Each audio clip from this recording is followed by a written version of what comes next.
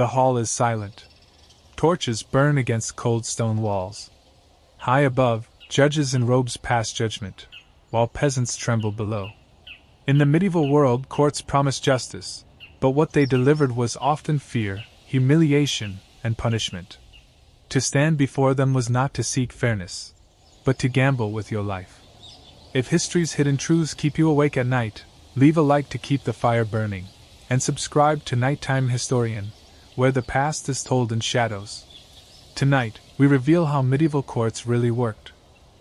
The candles guttered in their iron sconces, casting dancing shadows across the stone walls of Westminster Hall. In the pre-dawn darkness of a winter morning in the year of our Lord 1347, King Edward III sat motionless upon his throne, fingers drumming against the carved armrests with the rhythm of a man counting coins, or corpses.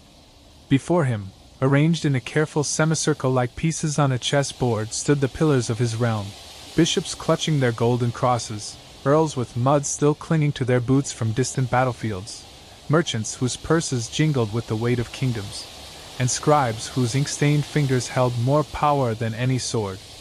This was no pageant for the common eye, no ceremony dressed in silk and spectacle. This was the true heart of medieval power, the court in session, where kingdoms were won and lost not in the clash of steel, but in the whispered exchange of favors, the careful placing of a signature, the delicate dance of loyalty and betrayal that determined whether men would feast or starve, whether cities would flourish or burn.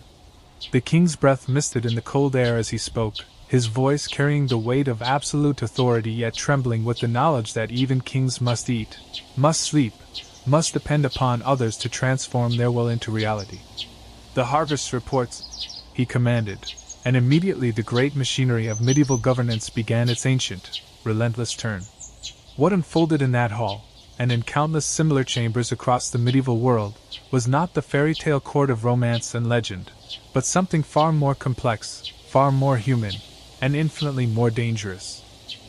Here, in the shadows cast by flickering torchlight, the true medieval court revealed itself, not as a place of noble ceremony, but as a living organism of ambition and necessity, where survival itself hung upon the ability to navigate the treacherous currents of power, favor, and the ever-present specter of royal displeasure. The great hall stretched before them like a cathedral nave, but its vaulted ceiling bore witness to prayers of a different kind, entreaties for grain shipments, pleas for military levies, bargains struck in the currency of human lives. Every stone in those walls had been placed with deliberate intent, every tapestry hung to convey meaning beyond mere decoration. This was architecture as political statement, space designed to humble and elevate, to remind all who entered that they stood at the nexus of earthly power. At the hall's eastern end, elevated on a dais of carved marble, sat the throne, not merely furniture, but the physical embodiment of divine authority. Its high back rose like a fortress wall, decorated with scenes of biblical judgment and royal conquest that seemed to shift and writhe in the flickering light. Here was Solomon in all his wisdom, here David slaying his giants, and there, worked in gold threads so fine it seemed to glow with inner fire, the figure of the current king receiving his crown from the hands of angels. But the throne was only the centerpiece of a carefully orchestrated symphony of power. To its right stood the Lord Chancellor, keeper of the Great Seal, whose very presence meant that royal words could become royal law. His robes of office, heavy with ermine and gold, marked him as the bridge between divine will and earthly action. In his hands rested the power to validate or nullify, to make permanent or render void the commands that flowed like water from the royal lips. To the left, the Archbishop of Canterbury maintained his vigil, a living reminder that medieval kingship was not merely political but sacred, blessed by God and bounded by divine law. His weathered hands bore the weight of both prayer book and sword, for the Church in these times was no gentle shepherd but a force as temporal as any army, its wealth rivaling that of kingdoms, its influence reaching into every corner of human life. Between these pillars of spiritual and administrative power, the king himself seemed almost mortal, vulnerable in his humanity yet elevated beyond the reach of common men.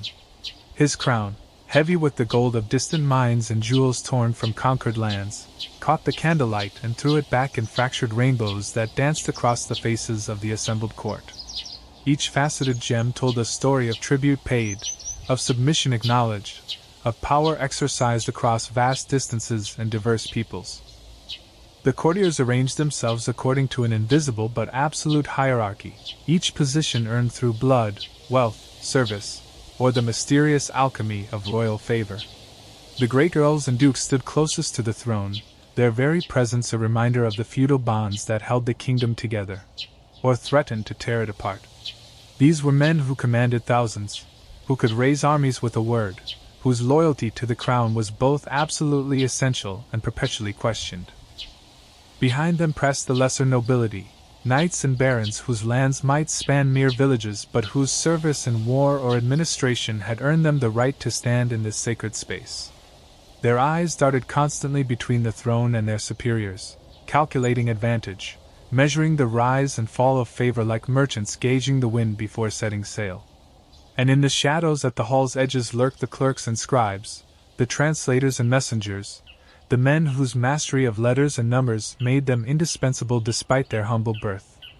They alone could read the reports from distant provinces, could craft the writs and charters that gave legal form to royal will, could maintain the endless correspondence that bound this medieval kingdom together across miles of mud and forest. In their ink-stained hands lay the true mechanism of medieval government, not the sword, not the crown, but the written word, preserved on parchment and sealed with wax, carrying authority from the throne room to the farthest village.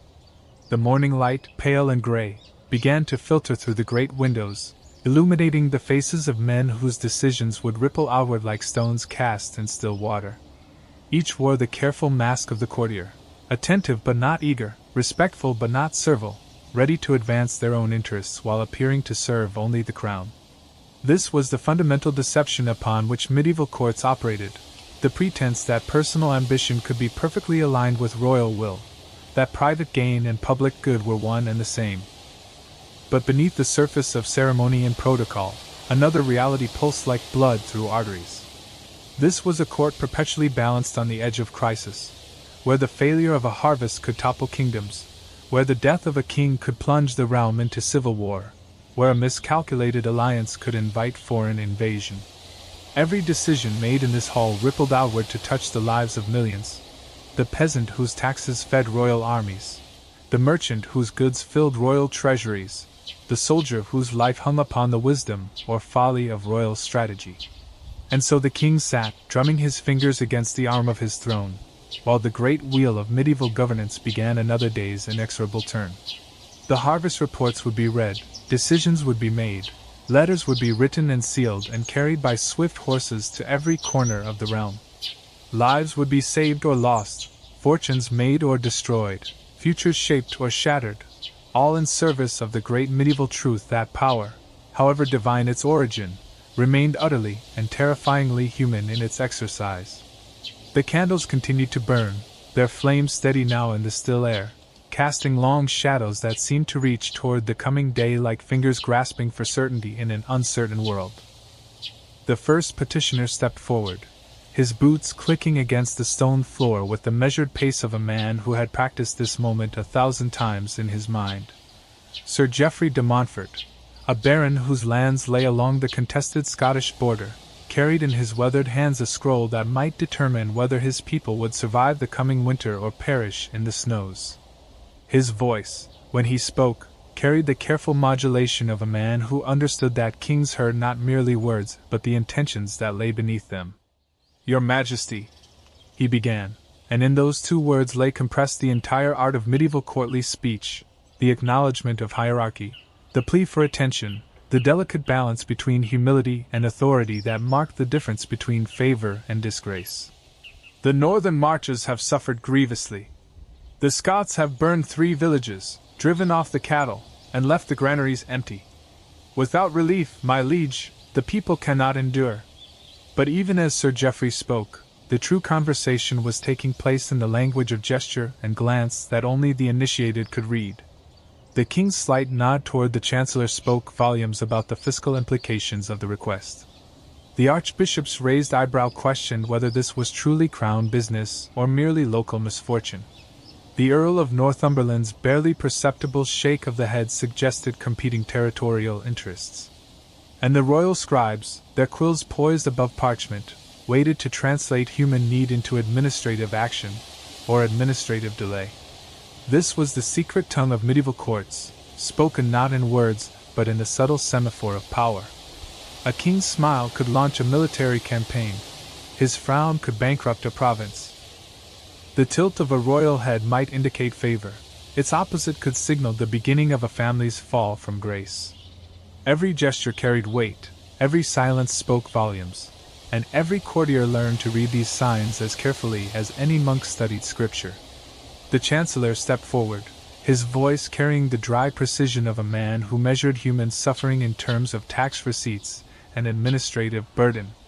"Sir Geoffrey speaks truly of the destruction," he intoned.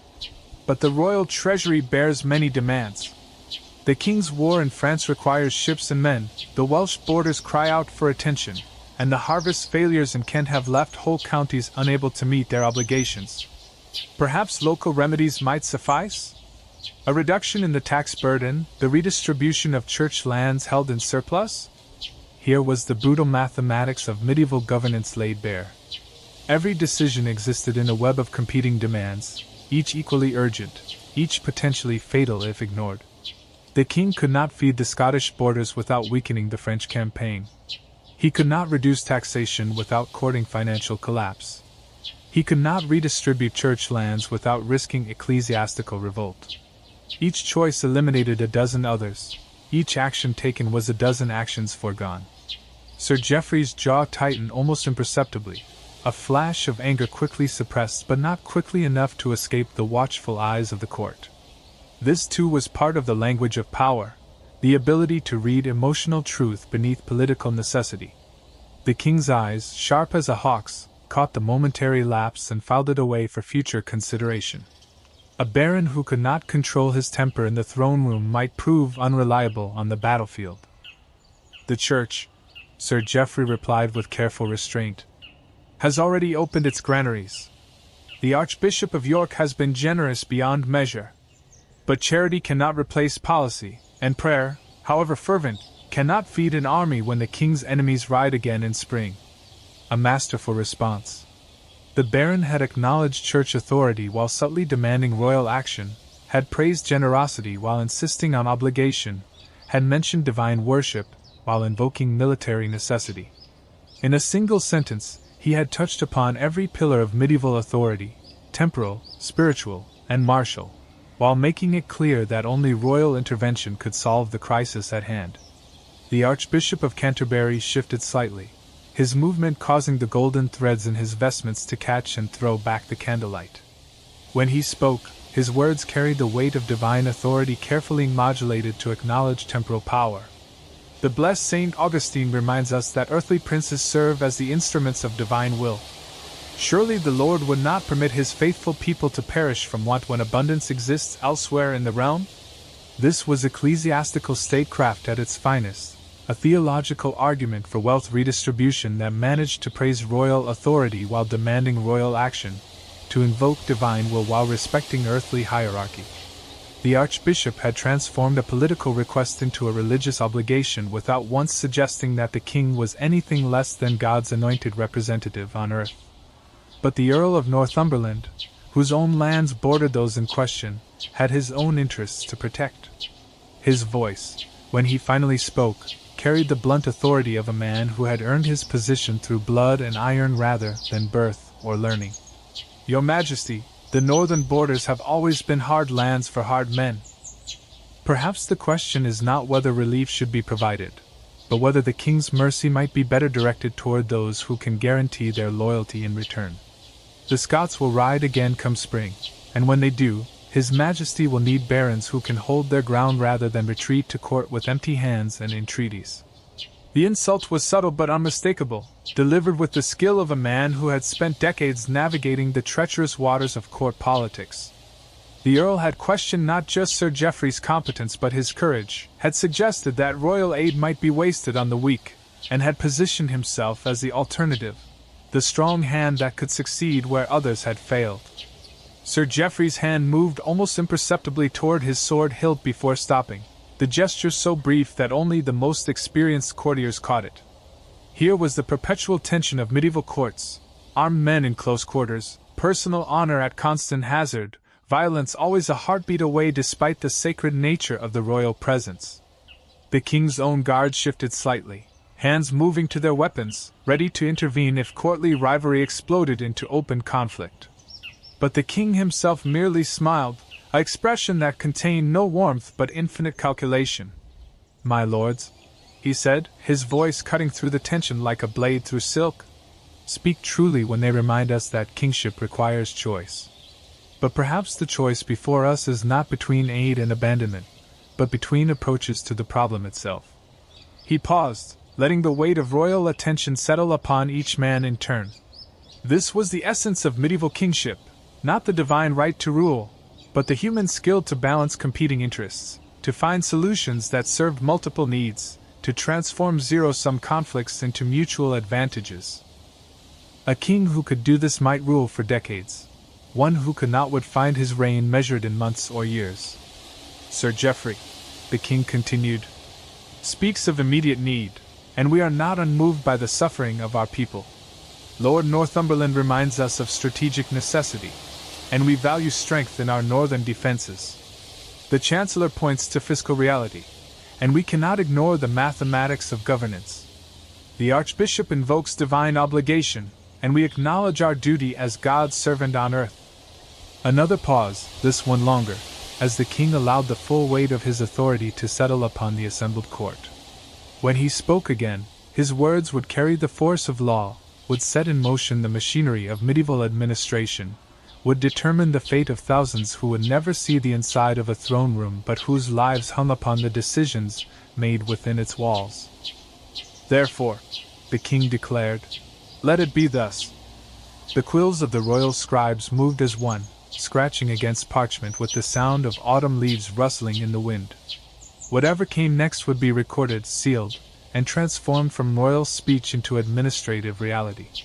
The language of power, spoken in gesture and inflection, in pause and emphasis, in the careful balance of competing interests, was about to become the language of governance, writs and charters, orders and appointments, the written words that would ripple outward from this moment to touch lives across the realm. In the candlelit hush of the great hall, as the king's words took shape beneath the scribe's swift quills, the true nature of medieval courts revealed itself. This was not a place of ceremony but of calculation, not a theater of honor but a crucible of necessity, where the art of survival demanded the mastery of a dozen different languages: legal, theological, martial, and above all, human.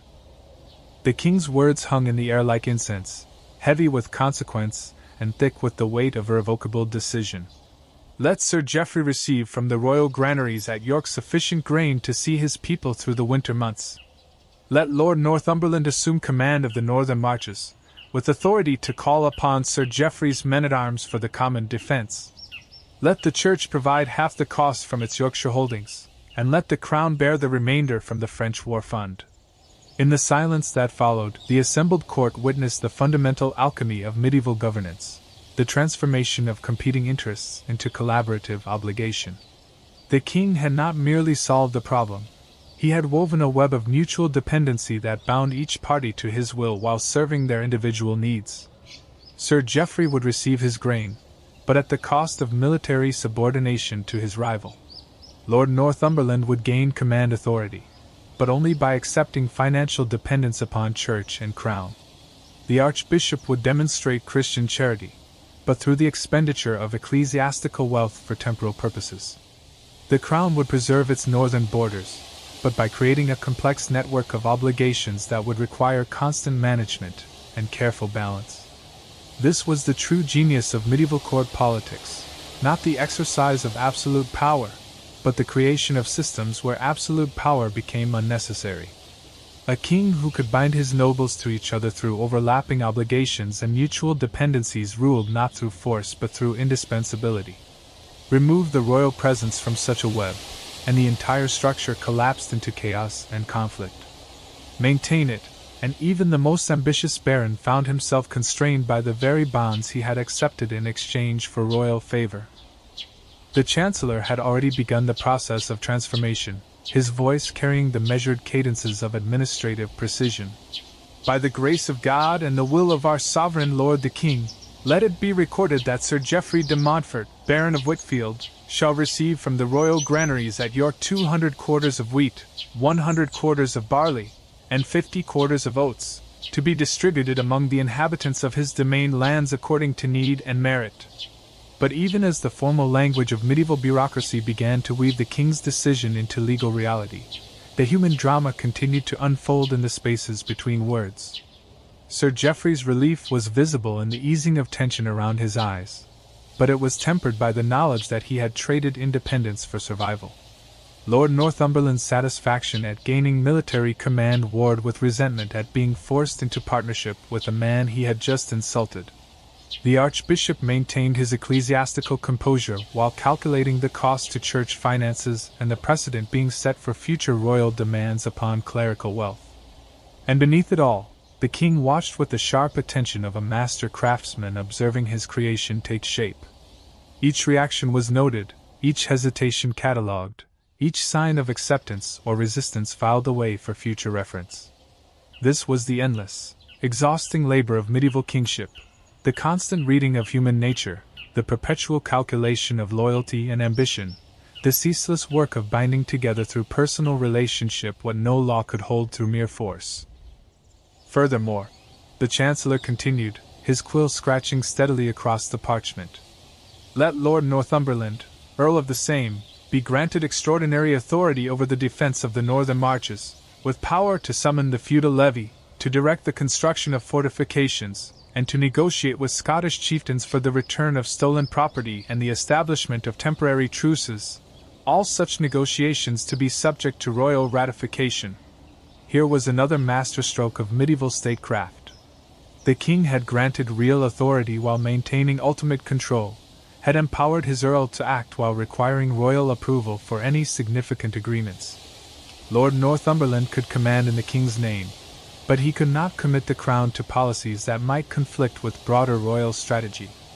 The grant of power came wrapped in constraints that ensured loyalty while preventing the accumulation of independent authority that might challenge royal supremacy. The Earl himself understood the bargain perfectly, his slight bow acknowledging both the honor of the appointment and the limitations that came with it. In accepting command of the northern marches, he had gained prestige and authority, but he had also accepted responsibility for their defense, a responsibility that would be measured not in intentions but in results. Success would bring royal favor and possibly greater rewards. Failure would mean disgrace, financial ruin, and quite possibly death. But the web of obligation extended far beyond these principal players. The royal command to draw grain from the York granaries would require the cooperation of a dozen officials: the King's Reeve in Yorkshire, the administrators of the royal estates, the transporters who would move the grain across dangerous territory, the local officials who would oversee its distribution. Each would expect compensation for their service, each would demand assurance that their cooperation served royal will rather than personal ambition, each would need to be convinced that obedience to this command aligned with their own interests and obligations. Similarly, Lord Northumberland's new authority would need to be communicated to hundreds of minor nobles, local officials, and military commanders who had never seen the inside of a royal court but whose cooperation was essential to effective governance. They would need to understand that royal authority now flowed through the Earl, that their traditional loyalties and obligations had been restructured, that resistance to the new arrangement meant resistance to the crown itself. And the Church's financial contribution would require the mobilization of an ecclesiastical bureaucracy that rivaled the royal administration in its complexity, and jealously guarded its independence from secular interference. Bishops would need to be consulted, abbey treasurers would require written authorization, local priests would demand assurance that their contributions served divine as well as temporal purposes. The Archbishop's agreement in the throne room was only the beginning of a process that might take months to complete, and would create its own networks of obligation and resentment. This was the hidden reality of medieval governance. Every royal decision spawned dozens of subsidiary negotiations, each requiring careful management, each carrying the potential for failure or rebellion. A king's word might be law, but transforming word into action required the cooperation of hundreds of individuals, each with their own interests, each capable of obstruction or sabotage, each needing to be convinced, coerced, or bribed into compliance. The scribes continued their patient work, transforming the morning's decisions into the formal documents that would carry royal authority across the realm. But even as they wrote, other calculations were already beginning. The reduction of the French war fund would require adjustments to military planning, fewer ships purchased, fewer mercenaries hired, fewer bribes paid to potential allies. The call upon church wealth would create precedents that other bishops would remember when future demands were made. The elevation of Lord Northumberland would inspire jealousy among other earls who might begin to question their own positions in the royal favor. Every solution created new problems, every decision generated new complications, every exercise of royal authority required the expenditure of royal resources, political, financial, and personal. This was the mathematics of medieval kingship, the constant balancing of accounts where loyalty was currency, obligation was debt, and the ultimate collateral was the kingdom itself. Sir Geoffrey stepped back from the throne, his face carefully composed in the mask of grateful obedience that medieval etiquette demanded. But behind his eyes, the calculations continued. He had gained immediate relief for his people, but at what long-term cost? His subordination to Lord Northumberland was temporary in theory but might become permanent in practice. His debt to royal generosity would be remembered when future service was required. His moment of desperate need had been recorded by royal scribes and witnessed by the entire court, a sign of weakness that enemies might exploit and that the king himself would certainly remember. Yet he lived, his people would eat, and his lands would remain in his family's hands. In the brutal calculus of medieval survival, this was perhaps the best outcome he could have hoped for. The alternative, the slow starvation of his people and the eventual collapse of his authority, would have led inevitably to royal intervention of a different sort, the kind that ended with the confiscation of lands and the exile or execution of their holders. The morning sun had risen higher, its light streaming through the great windows to illuminate the faces of men who had just witnessed the creation of new bonds of obligation and dependence. Some would prosper under the new arrangement, others would chafe at restrictions they had not foreseen, but all were now bound more tightly to the royal will and to each other. The web had grown stronger, its strands more numerous, its capacity to constrain individual ambition enhanced, while its ability to serve collective needs remained intact. In the end, this was what medieval courts truly accomplished, not the administration of justice in any abstract sense, but the constant, patient work of binding human ambition to royal purpose, of transforming individual strength into collective security, of creating and maintaining the networks of obligation that held kingdoms together despite the centrifugal forces of local interest and personal advantage. The king's fingers had ceased their drumming. The first petitioner had been heard, his needs addressed, his future bound more closely to the royal will. But the morning was young, and other suppliants waited in the shadows beyond the throne room doors, each carrying their own desperate needs, each requiring their own careful balance of royal authority and human necessity. The web of obligations would continue to grow, strand by strand, decision by decision, until it encompassed every corner of the realm and every relationship that mattered. This was the true work of medieval kingship, not the conquest of enemies, but the conquest of chaos, not the accumulation of power, but its patient and skillful distribution in service of survival itself. Brother Thomas shuffled forward, his worn sandals whispering against the stone floor with the soft persistence of prayer itself. In his trembling hands he clutched not a petition for grain or gold, but something far more precious and dangerous, a letter bearing the papal seal, its red wax gleaming like a drop of blood in the candlelight. The assembled court recognized immediately that this was no ordinary morning's business, for when Rome spoke, kingdoms listened, and when kingdoms listened, the careful balance of power that held the medieval world together trembled on its axis. The monk's voice, when he finally found it, carried the weight of centuries and the authority of heaven itself. Your Majesty, His Holiness Pope Clement VI sends greetings and apostolic blessing, and commands me to place before you a matter of supreme urgency touching upon the salvation of souls and the honor of Christendom. At these words, a subtle transformation swept through the throne room. The temporal concerns that had dominated the morning, grain shipments and military commands, tax obligations and feudal service, suddenly seemed small and worldly in comparison to the vast machinery of medieval Christianity now grinding into motion. This was the other government of medieval Europe, the shadow kingdom of the Church that ruled not through armies and treasuries but through the far more potent weapons of salvation and damnation, blessing and curse, the promise of heaven and the threat of hell. The king's expression remained carefully neutral, but those who knew him well caught the slight tightening around his eyes that betrayed the calculations racing through his mind. Every medieval monarch lived in the shadow of Rome, bound by sacred oaths and theological obligations that could not be ignored without risking not merely political opposition but spiritual rebellion. The Church possessed its own courts, its own laws, its own armies, and above all, its own claim to ultimate authority over the souls of men, including kings. "Speak, brother," the king commanded, his voice carefully modulated to show respect for papal authority while asserting royal dignity. "What concerns of Holy Church require our attention?" The monk's hands shook slightly as he broke the papal seal, and in that small tremor lay compressed all the tension of medieval life, the constant struggle between worldly necessity and spiritual obligation, between the demands of temporal survival and the requirements of eternal salvation. Every decision made in this throne room would be weighed not only by human witnesses but by divine judgment, not only against earthly consequences but against the ultimate reckoning that awaited all souls beyond death.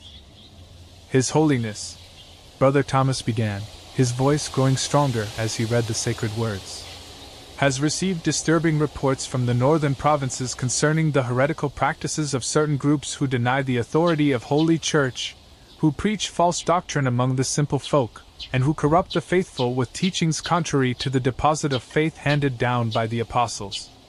The word heretical fell into the throne room like a stone into still water, sending ripples of unease through the assembled court. Heresy was the cancer of medieval Christianity, a disease that could spread with terrifying speed through populations already weakened by hunger, plague, and war. More than mere theological disagreement, heresy represented a direct challenge to the entire structure of medieval society. For if common men could claim direct access to divine truth without the mediation of priests and bishops, what need had they for the earthly hierarchy that governed their lives? But heresy was also opportunity, and every man in that throne room understood the brutal calculus involved. A king who moved swiftly and decisively against religious dissent could expect papal favor, ecclesiastical support, and the loyalty of orthodox believers. A king who hesitated, who showed sympathy for heretical ideas or protection for heretical persons, might find himself facing not merely political opposition but holy war, crusade, the full weight of Christendom turned against him in righteous fury. The Archbishop of Canterbury stepped forward, his movement causing the golden threads in his vestments to catch the light like tiny flames. When he spoke, his words carried the authority of one who served two masters, the crown that provided his temporal power, and the Church that granted his spiritual authority. "Your Majesty, the reports from the northern provinces are indeed troubling. These heretics preach that simple men may interpret Scripture without guidance, that earthly princes have no authority over matters of conscience, that the Church's teachings may be questioned by any who claim divine inspiration." Here was the heart of the matter laid bare. Medieval heresy was rarely a purely theological problem. It was a political revolution disguised as religious reform. When heretics claimed that kings had no authority over matters of conscience, they were asserting a principle that could destroy the entire basis of medieval governance. When they preached that simple men could interpret Scripture without guidance, they were challenging not just ecclesiastical authority but the entire learned hierarchy that supported royal administration. When they questioned church teachings, they were undermining the sacred foundations upon which royal authority itself claimed to rest. The king's response came carefully, each word chosen with the precision of a man walking through a minefield. "The crown has always been the defender of Holy Church and the enemy of false doctrine. If heretics trouble our northern provinces, they shall find that royal justice serves divine will in their swift correction." But even as he spoke the expected words, other calculations were already at work behind the king's eyes. The northern provinces were precisely those areas where royal authority was weakest, where local lords held semi-independent power, where Scottish influence remained strong despite official conquest. A campaign against heresy in those regions would provide perfect justification for royal intervention, for the replacement of questionable local authorities with dependable royal appointees, for the strengthening of crown control under the guise of defending Orthodox faith. Brother Thomas continued reading, his voice now steady with the confidence that comes from speaking words that carry ultimate authority. Therefore, His Holiness commands that Your Majesty appoint commissioners of unquestioned orthodoxy to investigate these matters, that suspected heretics be examined according to the established procedures of Holy Church, and that those found guilty of pertinacious error be delivered to the secular arm for appropriate punishment. The phrase appropriate punishment hung in the air with its terrible weight of meaning. Everyone present understood what lay behind those careful words. The flames of auto da fe, the smoke of burning flesh, the agonized screams of those who had chosen damnation over orthodoxy. This was the price of dissent in medieval Christianity, the ultimate sanction that backed every theological argument and every ecclesiastical command. The Church itself could not shed blood, but it could, and routinely did, deliver heretics to secular authorities who labored under no such restriction. Yet even this terrible possibility was surrounded by its own complex web of political calculation. A king who burned heretics too enthusiastically might find himself facing popular revolt, for the line between orthodox faith and heretical innovation was often drawn more by political necessity than theological precision. A king who showed too much mercy might find Rome questioning his own orthodoxy, his own fitness to rule as a Christian prince. The art lay in finding the precise balance between firmness and restraint, between the demands of justice and the requirements of order. Lord Northumberland, perhaps emboldened by his recent appointment to command the northern marches, stepped forward with a question that cut to the heart of practical implementation. Your Majesty, if I may speak to this matter, the northern provinces are wild country, and the people there have always been suspicious of southern authority, whether royal or ecclesiastical. If we move too harshly against these heretics, might we not drive them to open rebellion? And if they rebel in the name of conscience, might they not find support among those who have their own reasons for questioning royal authority? Here was the soldier's wisdom, earned through years of dealing with the practical consequences of political decisions. Military commanders knew better than anyone that religious enthusiasm could transform scattered bands of dissidents into formidable armies, that martyrdom could inspire resistance far more effectively than any tactical advantage, that persecution could create the very problems it sought to solve. But the Archbishop's response came swift and sharp, carrying the cold certainty of theological training. My Lord Earl speaks as a soldier, and soldiers must concern themselves with immediate tactics. But Holy Church thinks in terms of centuries, not campaigns. These heretics, if left unchecked, will spread their poison through the body of Christendom like plague through a city. Better to burn out the infection while it remains localized than to face a general corruption that might require more extensive remedies. The unspoken reference was clear to all present. Within living memory, the Albigensian Crusade had seen entire regions of France devastated in the name of orthodoxy, whole populations slaughtered or displaced, ancient noble houses extinguished, and their lands redistributed to more reliable hands. The Church's patience had limits, and when those limits were reached, the consequences made ordinary warfare look like children's games. The king raised his hand, and immediate silence fell upon the throne room. When he spoke, his words would determine not merely the fate of unknown heretics in distant provinces, but the balance of power between crown and church, the extent of royal authority over matters of conscience, and quite possibly the survival of his dynasty itself. Let it be thus, he declared, his voice carrying the finality of absolute authority. We shall appoint a commission of inquiry, headed by our beloved Archbishop and including such temporal lords as may be necessary for the maintenance of order. This commission shall have authority to examine suspected persons, to determine the extent of heretical infection, and to recommend appropriate remedies to crown and church.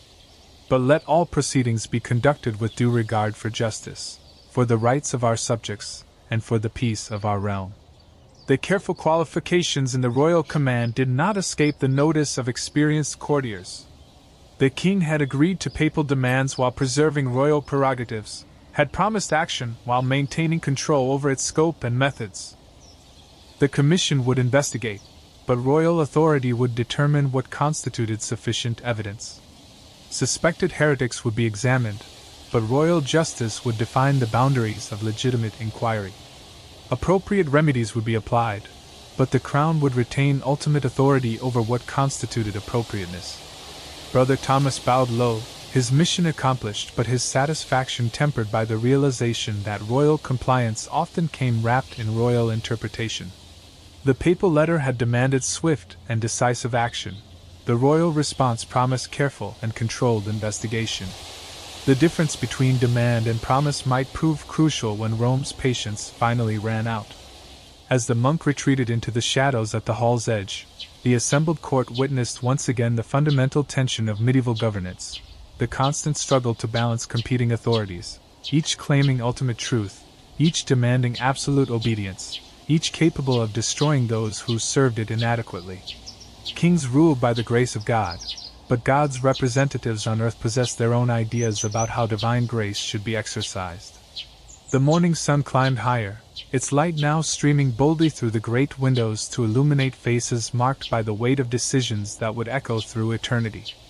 In addressing the question of heresy, the court had revealed one of its most essential functions: the delicate negotiation between temporal and spiritual authority, the careful balance of competing claims to ultimate truth. Here, in the space between papal demand and royal response, lay the narrow path that medieval kingship must walk to survive. The great doors of the hall groaned open once more, admitting a figure whose presence transformed the very air of the throne room. Master Giovanni Medici entered not with the measured pace of nobility nor the humble shuffle of supplication, but with the confident stride of a man who knew that kingdoms might rise and fall, but commerce was eternal. His robes, though rich beyond the dreams of common men, bore none of the heraldic symbols that marked aristocratic blood. Instead, they carried a different kind of authority: the power of gold, the influence of trade routes that spanned continents, the quiet strength of those who could make kings wealthy or render them destitute with a single decision. Behind him walked a small procession that told its own story of medieval power. 2 scribes carried ledgers bound in leather and secured with iron locks, the detailed accounts of transactions that could make or break nations. A translator, fluent in the tongues of distant lands, bore letters of credit written in Arabic, Greek, and Latin, documents that represented wealth beyond counting but required careful interpretation to unlock their secrets. And at the rear, barely visible in the shadows, moved figures whose very anonymity spoke of their importance: agents and informants, the human network that carried commercial intelligence across Europe with a speed and reliability that no royal messenger service could match. The king's expression remained carefully neutral, but the slight forward lean of his body betrayed his interest. Every medieval monarch understood that war was expensive, that government required gold, and that the complex web of international credit that sustained royal ambitions depended upon the goodwill of men like Giovanni Medici. These merchant princes commanded no armies in the traditional sense, but they possessed something potentially more powerful: the ability to strangle kingdoms through the simple expedient of withdrawing financial support. Master Giovanni's bow, when it came, was precisely calibrated, deep enough to show respect for royal dignity, brief enough to assert his own importance, accompanied by the slight smile of a man who had faced down emperors and made popes his debtors. When he spoke, his words carried the measured cadences of international diplomacy, for the great merchants of medieval Europe were diplomats as much as traders, negotiating not merely prices but the stability of nations. "Your Majesty," he began, his voice cultured and cosmopolitan, bearing traces of Italian refinement and Flemish practicality. "I come before you not as a suppliant but as a partner, carrying proposals that may serve both crown and commerce, both the glory of your realm and the prosperity of your people." This was a different language of power entirely, not the feudal obligations that bound lord to vassal, not the spiritual authority that connected church to believer, but the cold mathematics of profit and loss that increasingly dominated the medieval world. Master Giovanni spoke as an equal because in many ways he was one.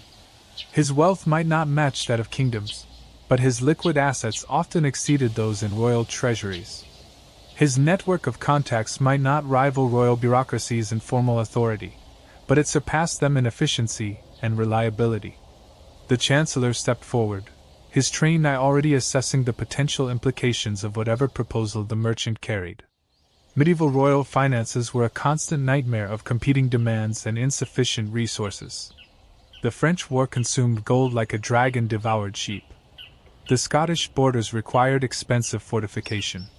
The harvest failures meant reduced tax revenues precisely when royal expenditures were climbing to dangerous heights. If Master Giovanni offered solutions to these problems, his proposal would receive serious consideration regardless of its other implications.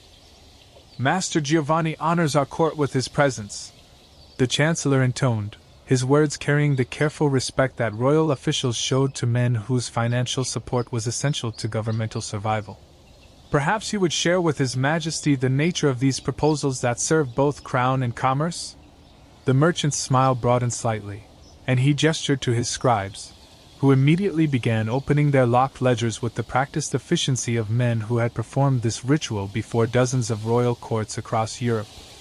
The documents they revealed told the story of medieval Europe's emerging commercial revolution, detailed maps of trade routes, careful calculations of profit margins, precise assessments of political risks and commercial opportunities. Your Majesty, Master Giovanni continued, is aware that the wool trade forms the backbone of English prosperity. Your shepherds produce fleece of unmatched quality, your merchants possess skills honed through generations of practice, your ports provide access to markets that stretch from Scandinavia to the Mediterranean. Yet much of the profit from this trade flows to foreign hands, Flemish weavers, Italian bankers, German merchants who serve as intermediaries between English production and continental consumption. Here was the fundamental tension of medieval economics laid bare. England possessed natural resources and skilled craftsmen, but lacked the capital and commercial networks necessary to capture the full value of its production. Wool grown on English soil was exported as raw material, processed in foreign workshops, and sold in distant markets by merchants who reaped profits that English producers never saw. The arrangement provided immediate income but transferred long-term wealth to commercial rivals who used English resources to build their own prosperity. The king's interest was now unmistakable, his attention focused with the intensity of a man who recognized both opportunity and danger.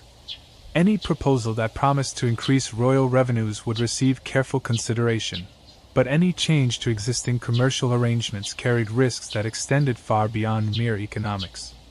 The wool trade was embedded in a complex web of international relationships, treaty obligations, and mutual dependencies that had taken generations to establish. Disrupting these arrangements might increase English profits, but it could also trigger commercial warfare that would make military conflict seem simple by comparison. Continue, Master Giovanni, the king commanded, his voice carrying the authority of absolute attention. How might English wool serve English interests more completely? The merchant's response revealed the breadth of medieval commercial thinking, the way in which successful traders had learned to consider political, economic, and military factors as parts of a single, integrated system. Your Majesty, I propose the establishment of royal manufactories, workshops operated under crown authority, staffed by craftsmen brought from Flanders and Italy, equipped with the finest tools and techniques available anywhere in Christendom. These workshops would transform English wool into finished cloth within English borders, creating wealth that remains in English hands while providing employment for English workers and revenues for the English crown. The proposal was ambitious almost to the point of impossibility, requiring massive initial investment, the recruitment of skilled foreign workers, the development of new commercial relationships, and above all, the political will to challenge established interests that profited from existing arrangements. Yet it also offered the tantalizing possibility of economic independence, of transforming England from a supplier of raw materials into a producer of finished goods, of capturing profits that had previously flowed to foreign hands. But Lord Northumberland, his military mind focusing on practical obstacles, immediately grasped one of the proposal's fundamental problems. Master Giovanni speaks of bringing foreign craftsmen to English soil. Yet these same craftsmen currently serve our commercial rivals, and their masters will not willingly surrender such valuable servants. How does one recruit the fox to abandon the henhouse for the promise of better chickens? The merchant's laugh carried genuine amusement at the military man's directness. My Lord Earl speaks with the wisdom of experience. Indeed, the recruitment of skilled craftsmen requires substantial inducements. Higher wages than they currently receive, guarantees of royal protection, perhaps grants of land or titles for the most valuable among them. The initial costs would be considerable, but the long-term benefits would more than justify the expense. Here was another layer of complexity revealed. The establishment of royal manufactories would require not merely financial investment but active economic warfare against England's commercial partners. Recruiting foreign craftsmen meant bribing them to abandon their current masters. Establishing competing workshops meant challenging established monopolies. Capturing foreign markets meant disrupting relationships that had provided stability and profit for generations. The Archbishop, perhaps sensing theological implications in the proposal, raised a concern that went to the heart of medieval social theory. Master Giovanni's proposal assumes that royal authority extends to the direction of commerce, that kings may rightfully intervene in matters that have traditionally been left to private enterprise. Yet our Lord himself drove the money changers from the temple, and the blessed St. Thomas Aquinas teaches us that excessive concern with worldly profit corrupts the soul and endangers salvation. This was the eternal tension between medieval Christianity and commercial development. The Church's teaching that spiritual concerns should take precedence over material gain conflicting with the practical reality that kingdoms required wealth to survive. The Archbishop's objection carried real weight, for any policy that appeared to elevate commerce above spiritual concerns risked alienating the very institution that provided moral legitimacy to royal authority. But Master Giovanni had clearly anticipated this objection, his response revealing the sophisticated theological arguments that medieval merchants had developed to justify their activities. Your Grace speaks truly of our Lord's actions in the temple, yet he drove out those who corrupted worship with dishonest dealing, not those who engaged in honest trade. The blessed St. Paul himself was a tent maker, supporting his missionary work through commercial activity. Surely there is no sin in providing honest employment for English workers, in using English resources to serve English needs, in ensuring that the profits from English labor remain within English borders? The theological debate could have continued for hours, with learned men citing scripture and church fathers, canon law and papal decrees, in support of competing positions. But the king's practical concerns took precedence over abstract arguments about the morality of commerce. His question cut through theological speculation to focus on immediate realities. Master Giovanni, your proposal requires substantial initial investment. What assurance can you provide that royal funds committed to this venture will produce the returns you promise? And what happens to royal investment if foreign powers respond to English competition with measures designed to protect their own commercial interests? Here was the heart of the matter, the risk calculation that determined whether ambitious projects succeeded or failed spectacularly. Medieval kings had learned through bitter experience that commercial ventures could consume vast amounts of capital while producing negligible returns, that foreign competition could destroy domestic industries before they became established, that economic warfare could escalate into military conflict with devastating consequences. Master Giovanni's response revealed the depth of his preparation and the sophistication of his understanding of international politics. From his locked ledgers he produced documents that few royal officials had ever seen, detailed analyses of foreign production costs, careful assessments of market demand, precise calculations of transportation expenses and political risks. But most importantly, he produced letters of credit from banking houses in Florence, Genoa, and the German cities, documents that guaranteed financial backing for the proposed venture from sources independent of the English crown. Your Majesty, he said, his voice carrying the confidence of a man who had reduced uncertainty to mathematical probability.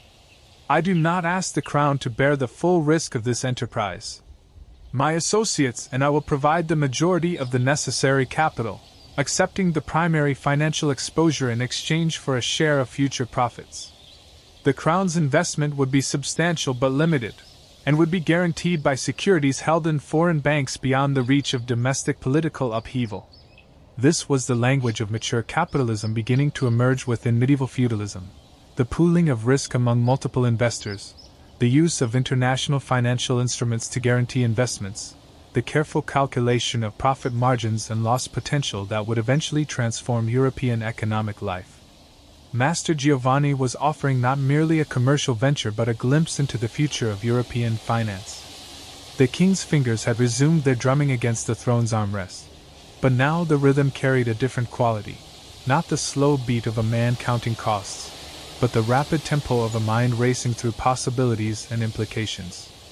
The proposal offered genuine advantages: increased royal revenues, greater economic independence, enhanced bargaining power in international negotiations. But it also carried genuine risks: massive financial exposure, potential military conflict with commercial rivals, the disruption of relationships that had provided stability for generations. In the end, the decision would rest not on abstract calculations of profit and loss, but on the king's assessment of his realm's capacity to absorb the consequences of success or failure. A kingdom with strong finances and secure borders might risk commercial innovation. One already stretched thin by military commitments and fiscal pressures might find such ventures fatally destabilizing. The morning light had grown stronger, streaming through the great windows to illuminate the faces of men wrestling with questions that would determine the economic future of nations. In Master Giovanni's proposal, the court had encountered the emerging force that would eventually reshape medieval society: the power of international commerce to create wealth, to forge new relationships, to challenge established authorities and traditional ways of life. The currency of souls, as the Church understood spiritual authority, was beginning to compete with the currency of gold, as merchants understood economic power. The outcome of that competition would determine whether kingdoms remained bound by feudal obligations or embraced commercial opportunities, whether royal authority continued to rest on traditional foundations or adapted to the new realities of an increasingly connected world.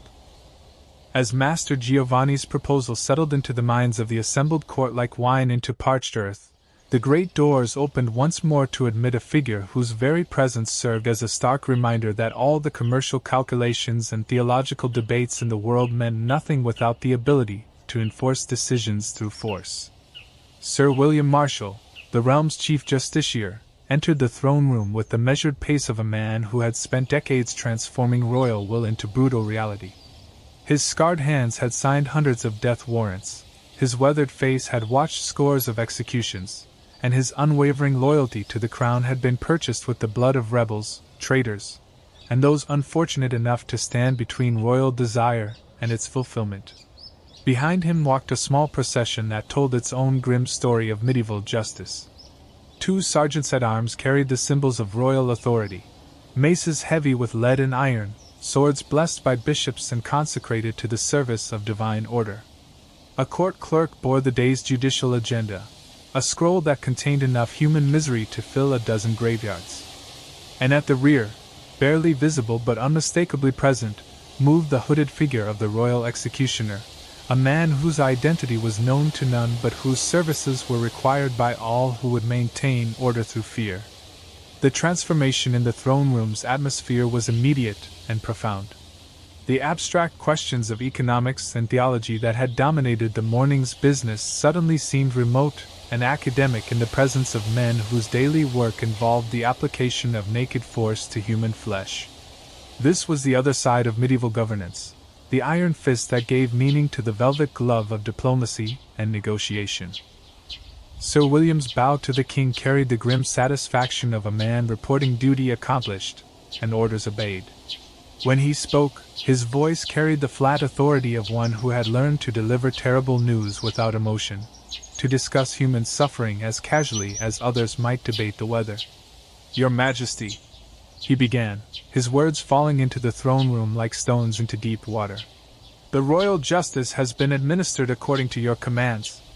The rebels taken in the Welsh marches have paid the price of treason with their lives. The tax evaders from the eastern counties have been brought to proper understanding of their obligations through the persuasive power of royal discipline. The counterfeiters who dared corrupt the royal currency have learned that such presumption carries consequences that extend beyond this world into the next.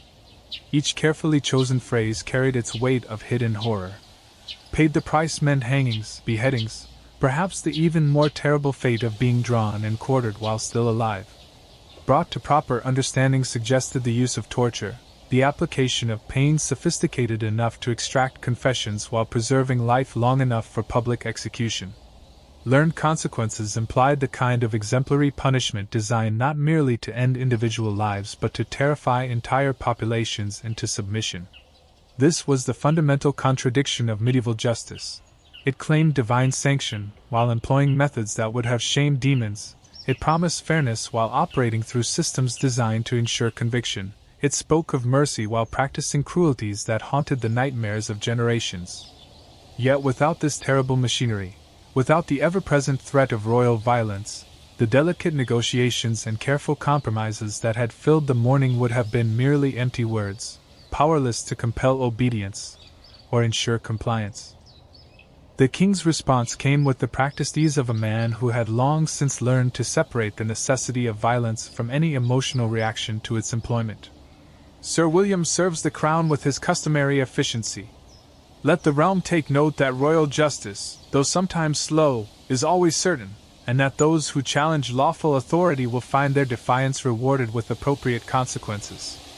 But even as the king spoke the expected words of approval, other considerations were already stirring in the minds of the assembled court. The rebels in the Welsh marches had been common men driven to desperation by hunger and overtaxation.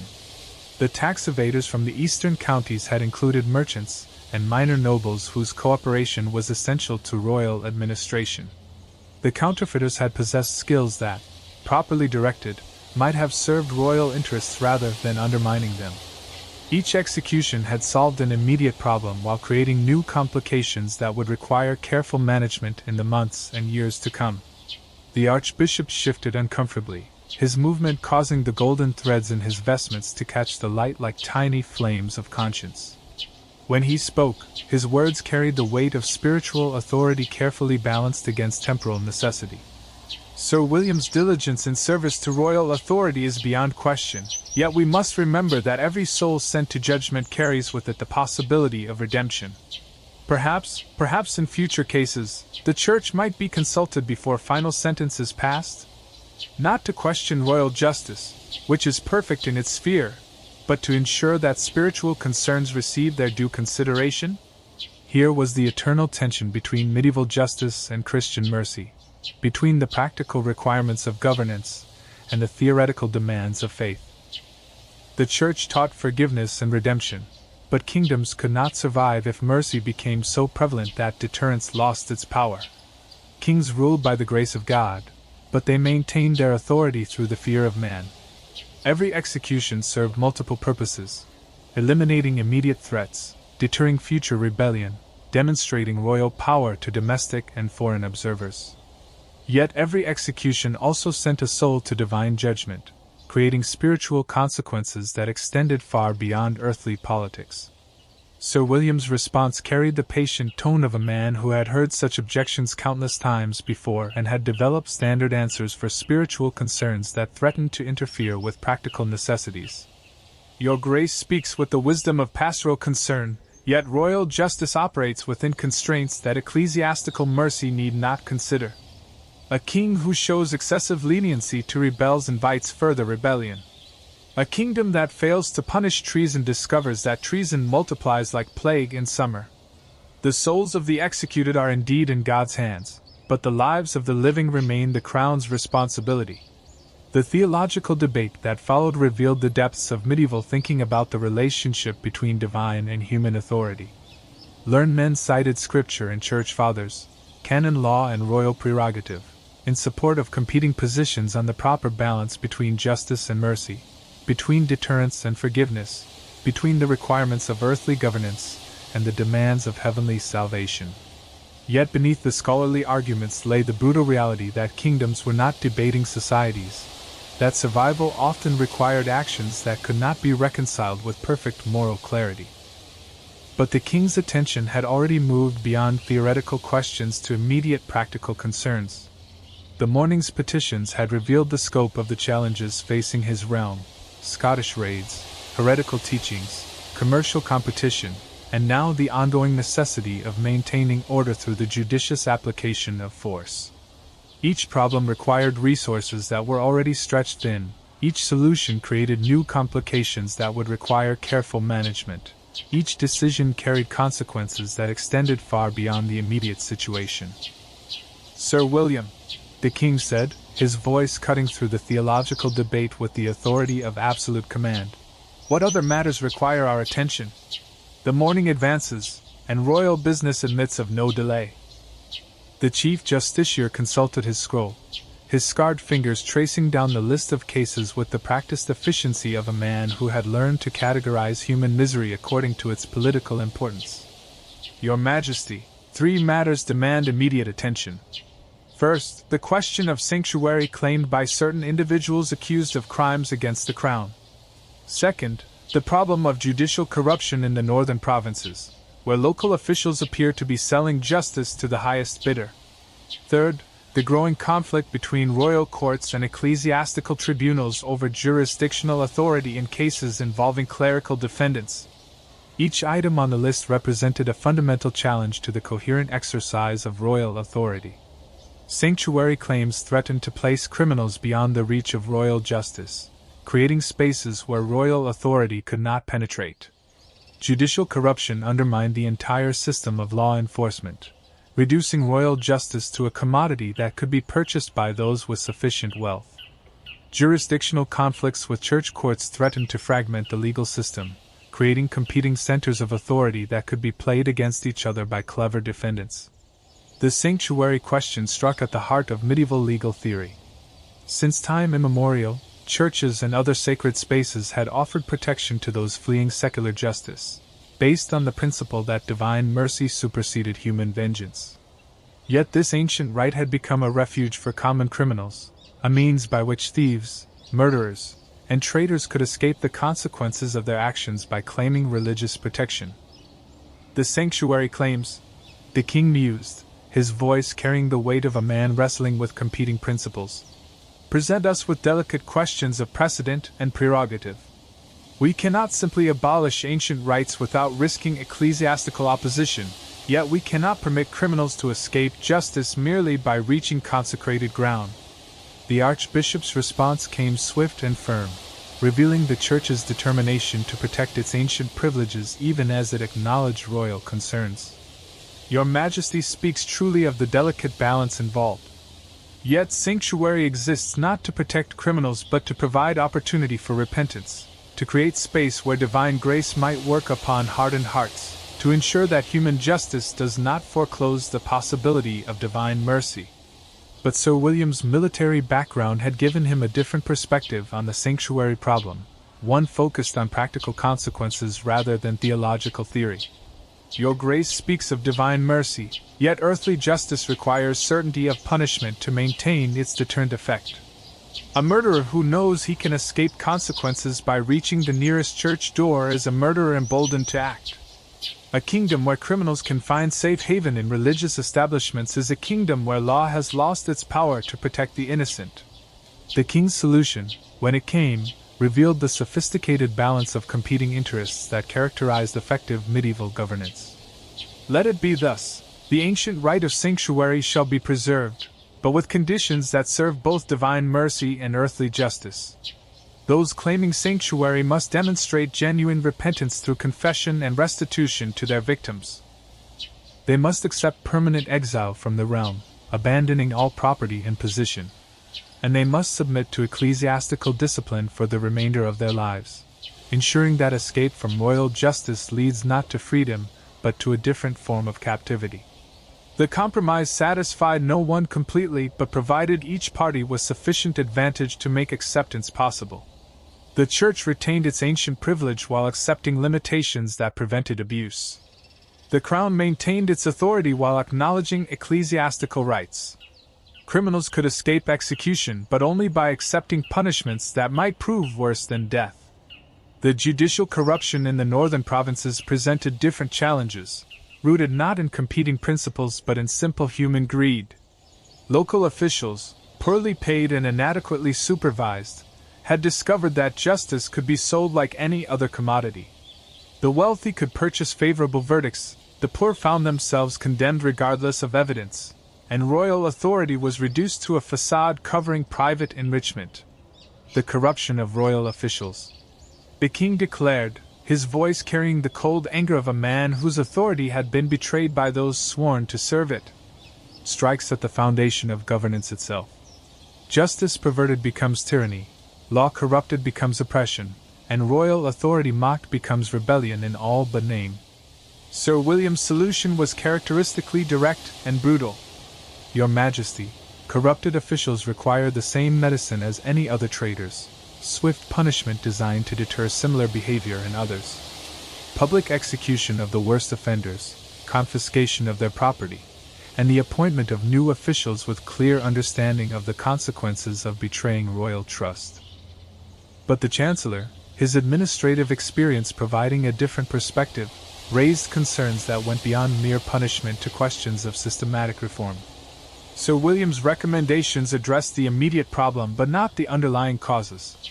Officials turned to corruption when royal wages prove insufficient to maintain their positions, when advancement depends more upon personal enrichment than professional competence, when supervision is so inadequate that discovery seems unlikely.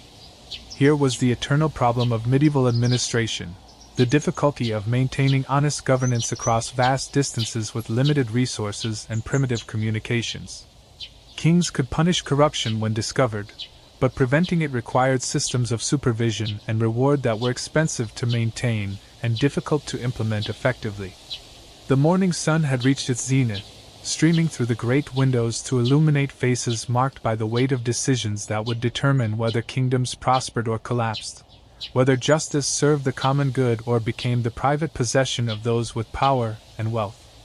In addressing questions of sanctuary, corruption, and jurisdictional conflict, the court had revealed the fundamental challenges facing any system of governance that claimed both divine sanction and human authority.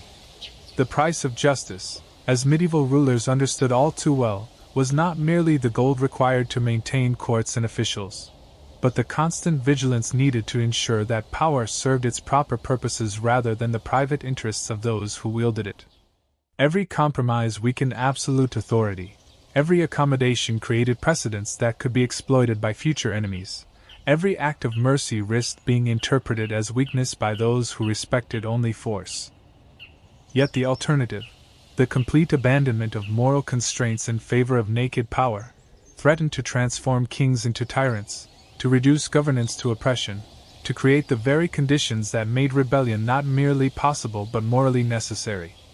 The art of medieval kingship lay in finding the narrow path between these extremes, in exercising authority that was both effective and legitimate, in creating systems of justice that served both earthly necessity and divine purpose. The great bell of Westminster had chimed the noon hour when the final petitioner of the morning appeared before the throne. Dame Eleanor of Aquitaine entered the hall not with the hesitant step of one seeking favor, but with the measured pace of one who had ruled provinces and commanded armies, who had stood as equal beside kings and felt the weight of crowns upon her own brow. Her presence transformed the very air of the throne room, for she carried with her the accumulated wisdom of decades spent in the highest circles of medieval power, the hard-earned knowledge of how kingdoms were truly governed beneath the pageantry and protocol that dazzled common eyes. She bore no petition, no scroll of demands, no retinue of servants and advisers. Instead, she carried only a small leather-bound book, its pages yellow with age and its covers worn smooth by countless hands.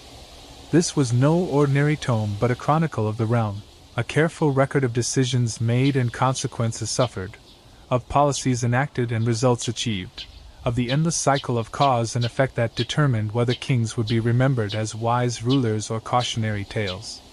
The king's reaction to her presence revealed the complex emotions that bound him to this remarkable woman. Here was his mother's sister, the Dowager Queen whose intelligence and determination had shaped the political landscape of Europe for half a century. Her counsel had guided his father through the treacherous early years of his reign. Her networks of alliance and obligation had sustained the dynasty through wars and rebellions. Her understanding of power's subtle mechanisms had preserved the crown when lesser rulers would have perished in the chaos of medieval politics. Yet she was also a reminder of mortality's inexorable advance, of the price that power extracted from those who wielded it most skillfully. The lines etched deep around her eyes spoke of sleepless nights spent wrestling with impossible decisions. The slight tremor in her hands testified to the weight of responsibilities that had crushed stronger souls. Her very presence served as a memento mori, a living reminder that even the most successful rulers must eventually answer for their choices before a higher court than any earthly tribunal. When she spoke, her voice carried the authority of experience earned through triumph and tragedy alike.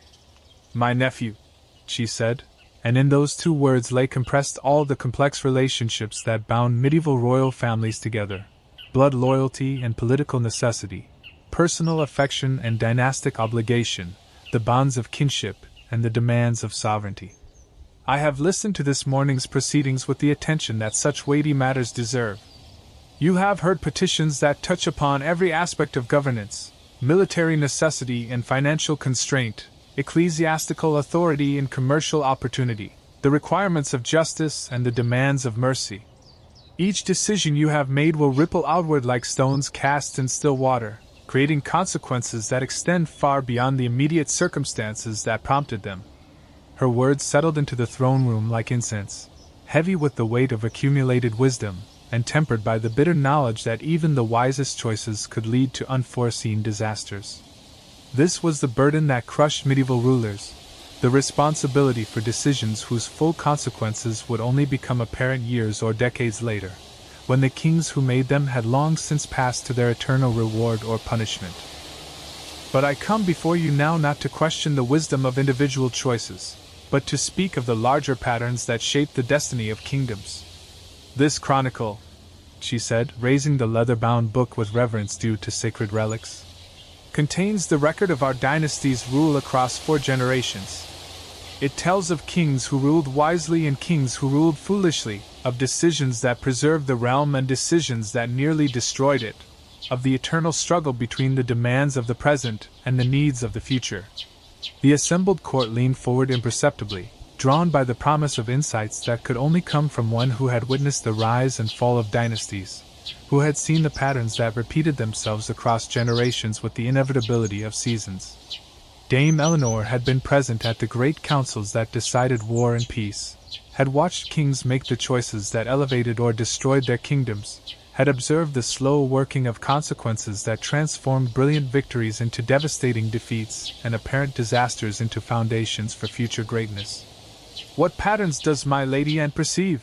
the king asked, his voice carrying the careful respect due to one whose counsel had proven invaluable across decades of crisis and opportunity. "What lessons does the chronicle offer for the challenges we face today?" Dame Eleanor's response came with the measured cadence of one who had learned to speak truth to power without courting destruction, who understood that kings needed honest counsel but could not always bear to hear it. "The patterns are ancient but ever renewed, my nephew. Each generation of rulers faces the same fundamental choice, whether to preserve the arrangements that brought them to power or to adapt to the changing conditions that threatened to sweep those arrangements away." She opened the chronicle, its pages rustling with the whisper of preserved secrets, and began to read from entries that chronicled the rise and fall of royal policies across the generations. "Here is recorded the reign of your great-grandfather, who faced the choice between maintaining the traditional feudal levies that had served his ancestors well, and creating the professional armies that changing military conditions demanded. He chose tradition, and his kingdom suffered 3 devastating defeats before necessity forced the very innovations he had initially rejected." The military implications were immediately apparent to Lord Northumberland, whose own experience commanding royal forces had taught him the bitter lessons of military conservatism. "The old ways serve well until they serve poorly, and by then adaptation often comes too late to prevent disaster." "Precisely, my lord," Dame Eleanor continued, turning to another section of the chronicle. And here is recorded the reign of your grandfather, who faced the choice between maintaining the Church's traditional independence in matters of taxation and asserting royal authority over ecclesiastical wealth. He chose accommodation over confrontation, and died watching foreign rulers use church resources to finance wars against his own kingdom. The archbishop's discomfort was visible in the slight stiffening of his shoulders, the barely perceptible tightening around his eyes. The question of ecclesiastical wealth remained as sensitive in the current generation as it had been in previous ones, with the Church determined to preserve its financial independence, and the Crown equally determined to access resources necessary for effective governance. Yet adaptation brings its own dangers, Dame Eleanor observed, her voice carrying the weight of hard-won wisdom. Change too rapidly, and you destroy the very foundations upon which your authority rests. Change too slowly, and you find yourself ruling a kingdom that exists only in memory while reality passes you by. She turned to a more recent entry, its ink still relatively fresh compared to the faded chronicles of earlier reigns. Your own father faced this dilemma when the Great Plague swept across Europe, destroying the traditional relationships between lord and peasant that had maintained social order for centuries. He could have used royal authority to force the survivors back into their traditional positions, maintaining the old arrangements through naked power. Instead, he chose to adapt, allowing wages to rise and social boundaries to shift, accepting changes that many of his advisors warned would destroy the natural order of society. The king's expression revealed his awareness of the continuing consequences of his father's choices. The social changes that had begun during the plague years continued to work their way through the kingdom's foundations, creating opportunities for some while threatening the traditional privileges of others. The rising merchant class represented by Master Giovanni was one consequence of these changes. The heretical movements that questioned traditional authority were another.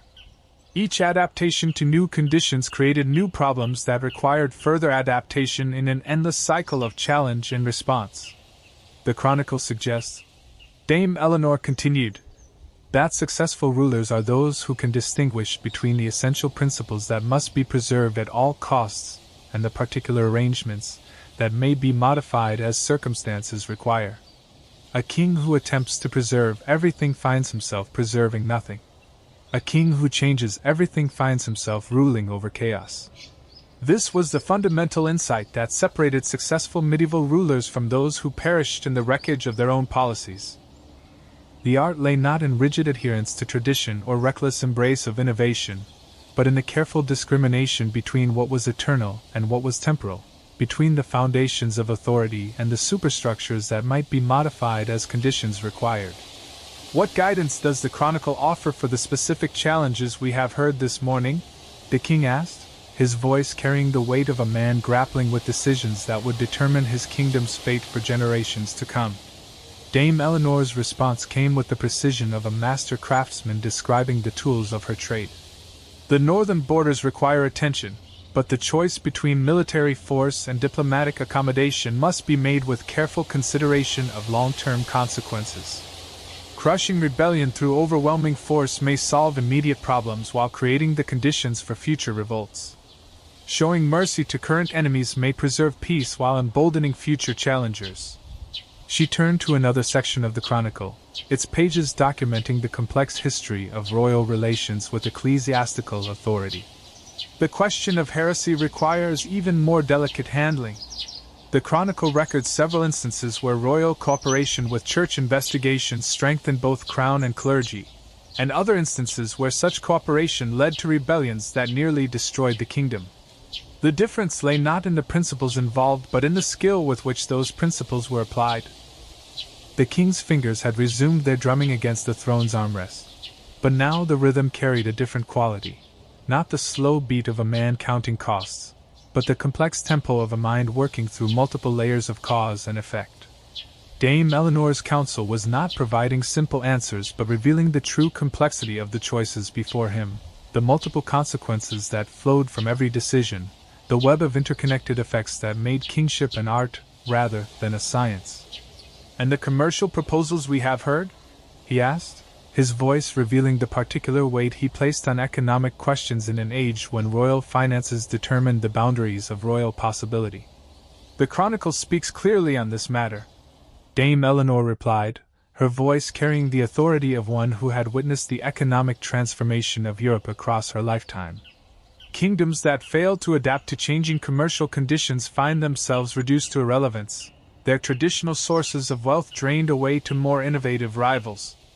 Yet kingdoms that embrace commercial change too rapidly often discover that economic power creates its own political demands, that merchants who make kings wealthy expect to share in royal authority." She closed the Chronicle with the gentle reverence due to sacred objects. But her eyes remained fixed upon the king's face with the intensity of one delivering a final, crucial message.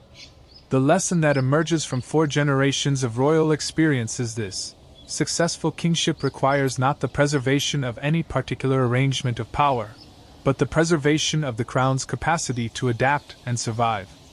The forms may change, feudal obligations may give way to commercial contracts, traditional ceremonies may yield to new requirements, ancient privileges may be modified to serve contemporary needs.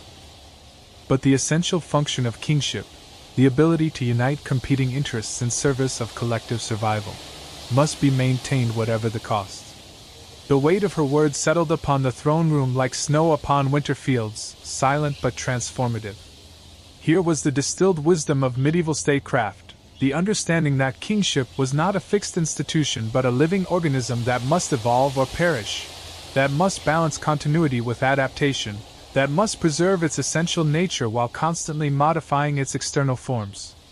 The king rose from his throne, and immediately the entire court followed suit, the rustling of fabric and the scrape of boots against stone creating a moment of transition that marked the ending of one phase of royal business and the beginning of another.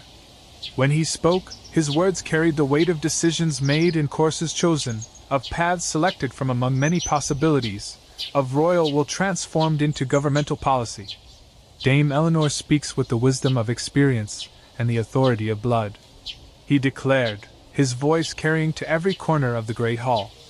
"Her counsel reminds us that kingship is not the passive inheritance of ancient arrangements, but the active creation of new solutions to eternal problems. The decisions we have made this morning will be recorded not merely as administrative actions but as steps in the continuing evolution of royal authority." He paused, allowing his gaze to sweep across the assembled court, noting the faces that had grown familiar through years of shared crisis and collaboration, the men who had bound their fortunes to his success and whose fate would rise or fall with his own. Each represented a different aspect of medieval power: military strength, ecclesiastical authority, commercial wealth, administrative competence, judicial severity. Together, they formed the human machinery through which royal will operated upon the world. "Sir Geoffrey shall receive the grain that will preserve his people through the coming winter, but he shall also accept the military subordination that will strengthen our northern defenses. Lord Northumberland shall command those defenses with authority sufficient to ensure success, but he shall exercise that authority as our representative rather than as an independent power. The Church shall contribute to the common defense through its Yorkshire holdings, but it shall do so as partner in governance rather than as separate kingdom within our realm." Each reiteration of the morning's decisions served not merely to confirm what had been decided but to place those decisions within the larger framework of royal policy, to demonstrate how individual choices served broader strategic purposes, to show how the immediate necessities of governance connected to the long-term survival of the kingdom. "The question of heresy shall be investigated with the thoroughness that such serious matters require, but the investigation shall proceed under royal authority rather than as independent ecclesiastical action. The commercial proposals we have heard shall be studied with the attention that such opportunities deserve, but any commitments made shall serve royal interests rather than private enrichment." The king's voice gained strength as he spoke, each word carrying the accumulated authority of generations of royal precedent, while simultaneously asserting his own personal command over the machinery of governance. This was the moment of transformation when royal deliberation became royal decree, when discussion yielded to decision, when the complex negotiations of medieval politics crystallized into the simple fact of sovereign will. and the administration of justice shall continue to serve the peace of the realm and the protection of the innocent, but it shall do so through systems that prevent the corruption of royal authority and ensure that law serves common needs rather than private advantage." Sir William stepped forward at these words, his scarred face showing the grim satisfaction of a man whose methods had received royal confirmation despite ecclesiastical objections. The Chief Justiciar understood better than anyone that medieval peace rested ultimately upon the willingness to employ violence against those who threatened order, that mercy unsupported by the capacity for ruthlessness became merely weakness, that the crown's ability to inspire fear was as essential as its capacity to command love.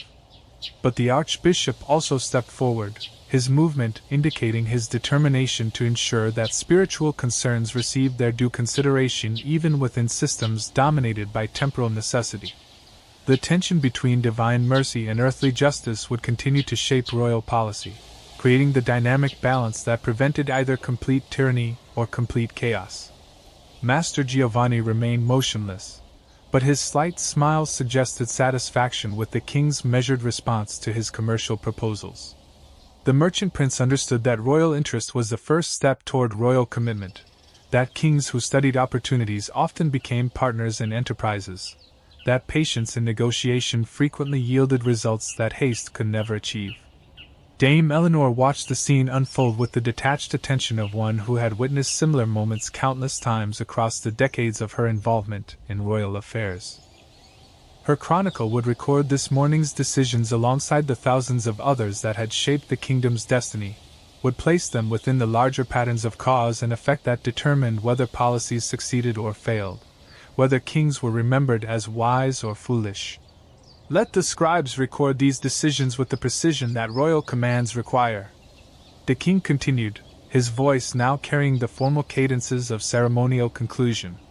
Let messengers carry them to every corner of the realm where their implementation is required. Let all our subjects understand that royal authority serves the common good through the careful balance of competing interests, and the patient construction of solutions that serve both immediate necessity and long-term survival.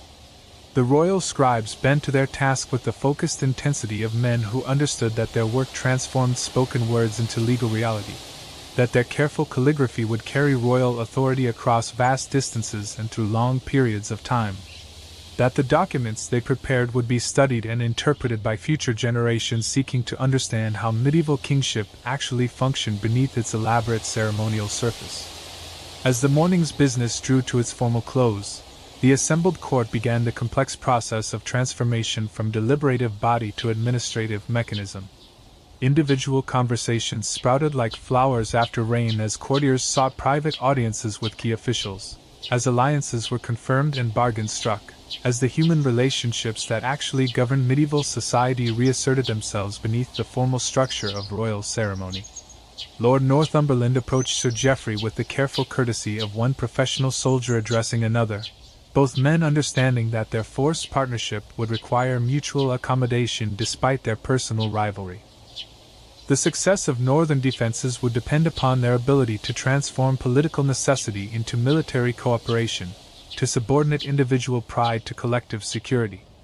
The Archbishop engaged Master Giovanni in quiet conversation that combined theological speculation with commercial calculation, both men recognizing that church wealth and merchant expertise might be combined in ways that served both spiritual and material needs. The medieval synthesis of faith and commerce required constant negotiation between men who spoke different languages of value and purpose. Dame Eleanor moved through the court with the practiced ease of one who had spent decades managing the complex personal relationships that sustained or destroyed royal policies. A word here, a gesture there, a private meeting arranged for later in the day. Through such small actions the great machine of medieval governance was kept in motion, its countless moving parts synchronized through human attention and personal commitment. The king himself remained upon his throne as the court gradually emptied, his presence serving as the fixed point around which all other activity revolved. Even in apparent rest, he continued the endless work of medieval kingship, observing, calculating, remembering, preparing for the next crisis that would test his ability to balance competing demands while preserving royal authority. The candles that had lit the morning's proceedings had burned low in their sconces. their flames steady now in the still air that followed the departure of so many bodies from the great hall. Outside the tall windows, the sun had passed its zenith and begun the slow descent toward evening that marked another day in the endless cycle of medieval governance. Tomorrow would bring new petitions, new crises, new opportunities for the exercise of royal wisdom or the demonstration of royal folly. But for now, in the quiet aftermath of decision and decree, the king could reflect upon the morning's work with the satisfaction of a craftsman who had successfully navigated another set of challenges without destroying the delicate mechanisms that kept his kingdom functioning. Each problem addressed had generated new complications that would require future attention. But such was the nature of governance in a world where survival itself was never guaranteed, and every day brought fresh threats to the careful balance that held civilization together. The medieval court had revealed itself once again not as the romantic pageant of legend but as the practical workshop of power, where human ambition and necessity were shaped into the policies and procedures that determined whether millions lived or died, prospered or suffered, found their lives governed by law or abandoned to chaos. It was unglamorous work, this business of kingship, requiring skills that no romantic tale could capture and demanding sacrifices that no ceremonial display could represent. Yet it was also essential work, the foundation upon which all other human achievements rested. Without the patient negotiation of competing interests that had filled the morning hours, without the careful balance of force and diplomacy that marked effective medieval governance, without the constant attention to detail that transformed royal will into administrative reality, the fragile structures of civilization would collapse into the darkness that perpetually threatened to reclaim the small spaces of order that human intelligence and determination had carved from chaos. The last courtier bowed and withdrew, the great doors closed with their familiar groan of ancient hinges, and silence settled upon the throne room like a benediction. In that silence, the King of England sat alone with his thoughts and his responsibilities, another day's work completed, another set of decisions made, another step taken along the endless path of medieval kingship that led either toward the preservation of his dynasty and the prosperity of his people, or toward the destruction that awaited all who failed to master the art of governing human ambition in service of collective survival. The Chronicle would record this day alongside thousands of others, its significance to be determined not by the intentions of those who lived it but by the consequences that flowed from the choices they had made. History would judge whether the morning's decisions had served wisdom or folly, whether the king's careful balance of competing interests had strengthened or weakened his realm, whether the complex negotiations and delicate compromises that marked medieval statecraft had succeeded in their ultimate purpose of preserving civilization against the forces that perpetually threatened to destroy it. But such judgments belonged to the future. For now, in the fading light of a winter afternoon, the work was done, the decisions were made, and the great wheel of medieval governance prepared to turn another day, carrying forward the endless human struggle to create order from chaos, justice from violence, and hope from the perpetual shadow of mortality that haunted every throne room and every royal heart. The judges' voices fade, the torches die, and the gavel of the Middle Ages falls silent. Medieval courts promised justice, but too often they delivered fear. Their legacy still lingers, a reminder that power, not fairness, once decided fate. If this glimpse into history's shadows gripped you, leave a like to keep the fire burning, and share your thoughts below. Would you have trusted a medieval court with your life? Subscribe to Nighttime Historian, and step with me into the next chapter of history's darkness.